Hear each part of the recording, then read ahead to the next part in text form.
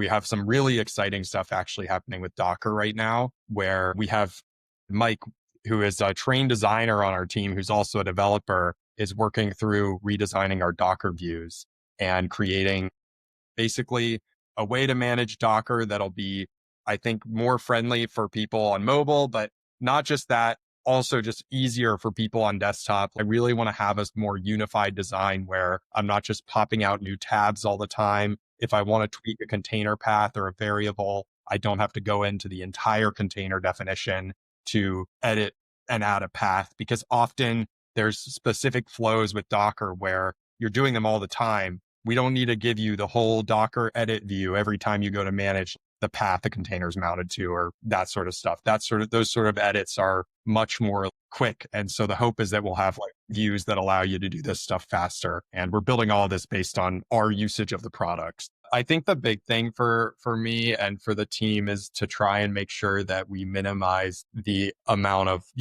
I don't want people to get a new UI and feel like, man, this is really painful, or some option I use every day has been taken away from me. I really want it to feel like everything that I was using is still just as accessible, but now it's better. And so the hope for me is that we can build a UI in a way that we're considering exactly how users use the product. And the other way we're going to try to facilitate this is through, I'm sure I'll be in touch on the forums and Discord with people as we go to try to make sure that we're taking feedback. And if things aren't going well with one feature or another, we'll update it and we'll get you guys a fixed version that will have, better user experience. So we really want to keep the community in mind here, especially around all of our build out. So yeah.